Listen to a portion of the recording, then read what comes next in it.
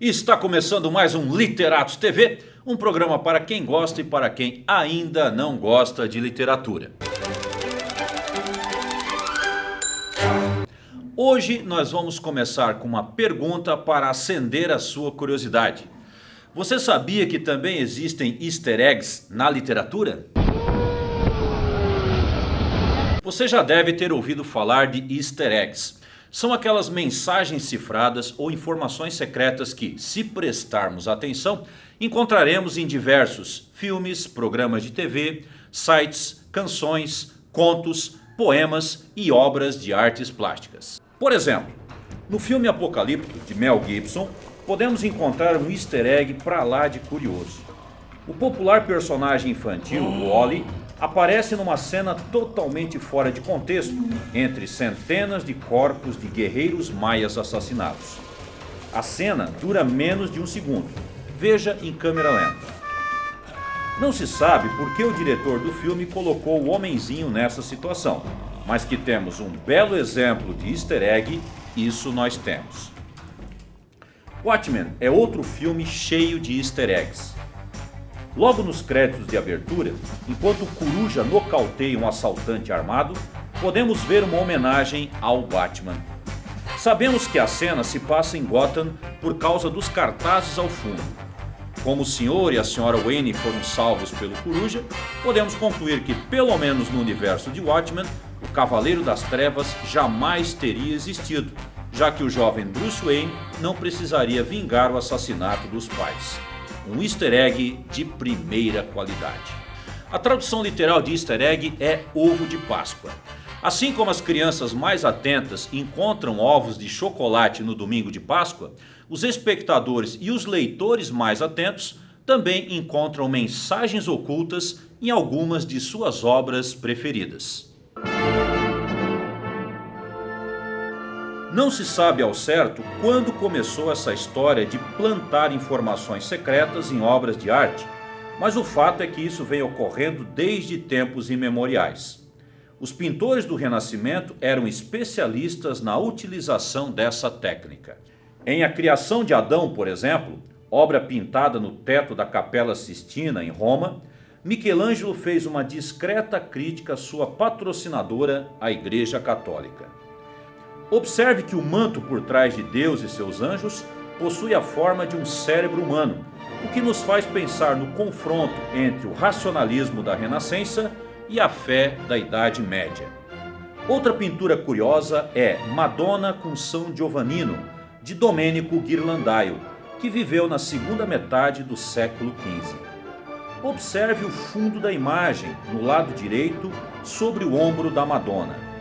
O que será aquele estranho objeto avistado pelo pastor? Uma nave alienígena? Já a Última Ceia de Leonardo da Vinci possui tantas mensagens cifradas e informações ocultas que mereceria um programa à parte. É uma das obras que mais receberam releituras no mundo das artes. Star Wars, Os Simpsons, os Muppets, os super-heróis, a turma do Charlie Brown, todo mundo quis se ver numa última refeição. Mas, voltando ao quadro original, se você acha que é um bom catador de easter eggs e um bom intérprete das suas descobertas, sugiro que faça um exercício de observação. Preste atenção nos nós da toalha de mesa, na faca que Pedro segura às escondidas, na letra V formada entre Jesus e o apóstolo João, e nos traços faciais de Judas Tadeu, provavelmente um autorretrato de Leonardo da Vinci. Sim, muitos pintores se tornaram especialistas em retratar o próprio rosto em suas obras, às vezes de forma escancarada, mas às vezes de forma tão discreta que se torna quase impossível encontrá-los. É o caso de Rembrandt no quadro A Ronda Noturna. Veja que ele está escondido entre o homem com a bandeira e o homem de capacete. Podemos ver apenas o seu olho. O pintor brasileiro Pedro Américo também fez uma selfie no quadro A Batalha do Havaí, que retrata um dos episódios culminantes da Guerra do Paraguai. Ele pintou a si mesmo como recruta 33, horrorizado diante das barbáries da guerra. O espanhol Velázquez foi tão longe no quadro As Meninas que, em vez de pintar o rei Filipe IV e sua esposa Mariana da Áustria, preferiu retratar o que eles estavam vendo enquanto posavam para a pintura. Desse modo, só podemos ver os reis num espelho aos fundos, porque a verdadeira atenção da obra recai sobre a princesa Margarida e, é claro, sobre o próprio Velázquez, num autorretrato vaidoso em que aparece com pincéis e paleta no momento da criação. Nesse sentido, porém, nenhum pintor foi mais criativo que Jan van Eyck, num quadro de 1434 chamado O Casal Arnolfini. Nesta cena aparentemente simples da vida cotidiana, vemos um casal de mãos dadas em sua sala de estar. Mas preste atenção no espelho ao fundo. No reflexo, além das costas do casal, podemos ver mais duas pessoas, um padre e o próprio Jan van Eyck. A imagem pode ser apenas um borrão, mas, para quem tem dúvida, o pintor deixou uma inscrição na parede sobre o espelho: Johannes van Eyck esteve aqui. É claro que esse negócio de o artista aparecer em cena foi muito valorizado no cinema. Alguns diretores se tornaram obcecados por mostrar o próprio rosto em suas obras. É claro que nós estamos falando de Alfred Hitchcock, o mestre do suspense. Ele apareceu em praticamente todos os filmes da sua carreira. Podemos vê-lo em Um Corpo que Cai e em Intriga Internacional. Em Psicose, podemos vê-lo de costas, através de uma janela.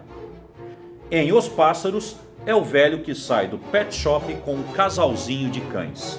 Também está em Marne, Confissões de uma Ladra, e em Cortina Rasgada, onde não sabe o que fazer com um bebê de fraldas. Uma das aparições mais engraçadas se dá em Topázio. Hitchcock é o velho na cadeira de rodas que inexplicavelmente fica de pé para cumprimentar um amigo. Da metade da carreira em diante, Hitchcock optou por fazer as suas aparições logo no começo de cada filme, e isso por uma razão muito simples. Ele sabia que o público não prestaria atenção na história antes de descobrir onde ele estava escondido. Stan Lee, o criador do Homem-Aranha, é outro ícone da indústria cultural que adora fazer pontinhas nos filmes de super-heróis. Desde o julgamento do Incrível Hulk, de 1989, até as produções mais recentes da Marvel, o escritor fez dezenas de aparições, algumas mais discretas, outras mais chamativas e engraçadas. Aqui ele surpreendentemente aparece entre o grupo de curiosos que tenta levantar o martelo de Thor.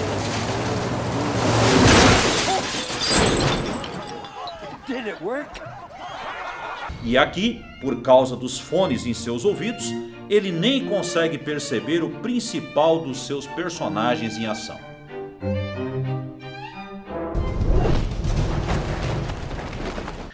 Muitas vezes o easter egg não é uma pessoa, mas um objeto. É o que acontece nas animações da Pixar. Em quase todos os filmes, nós podemos ver uma caminhonete amarela com a logomarca da Pizza Planet. A primeira aparição da caminhonete se deu no Toy Story de 1995. Mas depois a caminhonete voltou a aparecer em Vida de Inseto, perto do formigueiro onde vive a formiga Flick, em Monstros S.A., numa das cenas finais, em Procurando Nemo, dessa vez muito rapidamente, e em Carros, agora dotada de vida como os demais personagens do filme. Até mesmo em Valente, que se passa na Idade Média, deram um jeito de colocar a caminhonete, mesmo que fosse como uma escultura de madeira. Mas o que significa caminhonete? Essa é uma pergunta que só os roteiristas da Pixar podem responder. O mesmo pode ser dito de uma certa bola amarela com uma listra azul e duas estrelas vermelhas que aparecem em praticamente todos os filmes da Pixar.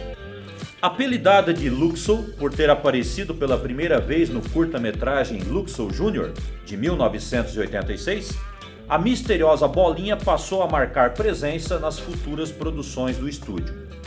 Se concentrarmos o olhar, Poderemos vê-la no quarto da menina em Up, Altas Aventuras, entre os brinquedos do bebê de Os Incríveis, entre os pertences da pequena heroína de Monstros S.A., numa rude tapeçaria de Valente e em vários momentos da série Toy Story.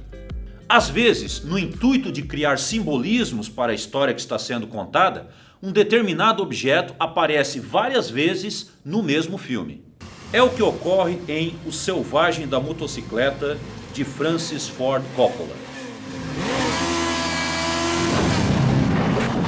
Para representar a transitoriedade das vidas de seus personagens, o diretor deu um jeito de inserir relógios em quase todas as cenas do filme.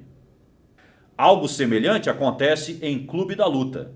Para criticar o consumismo da sociedade atual, o diretor David Fincher garante que colocou um copo descartável de Starbucks em cada cena do filme.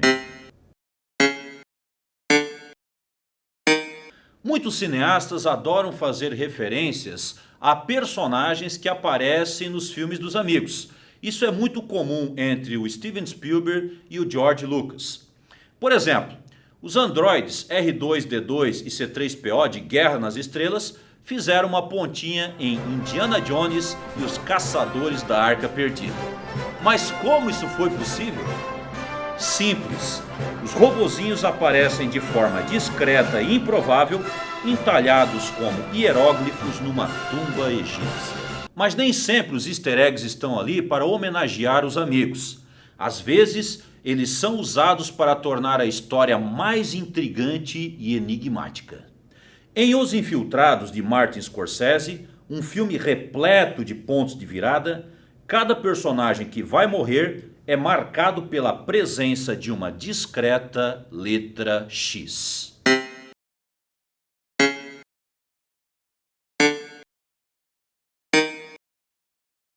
E para terminar, nós temos os super easter eggs, tão discretos que só os muito aficionados ou os muito pacientes têm condições de encontrá-los. É o que percebemos, ou melhor, o que não percebemos em De Volta para o Futuro. No começo do filme, quando Marty e o Dr. Brown fazem a experiência com a máquina do tempo, tudo acontece no estacionamento de um shopping chamado Twin Pines Mall, ou seja, o shopping dos Pinheiros Gêmeos. Nas cenas finais, quando Marty volta para o presente, o nome do lugar mudou para Lone Pine Mall, ou seja, o shopping do Pinheiro Solitário. O easter egg funciona como uma piada muito sutil sobre o enredo do filme, já que em sua viagem ao passado, Marty destruiu um dos pinheiros que daria um nome ao local. Se está gostando do nosso programa, procure-nos no Facebook e inscreva-se em nosso canal no YouTube.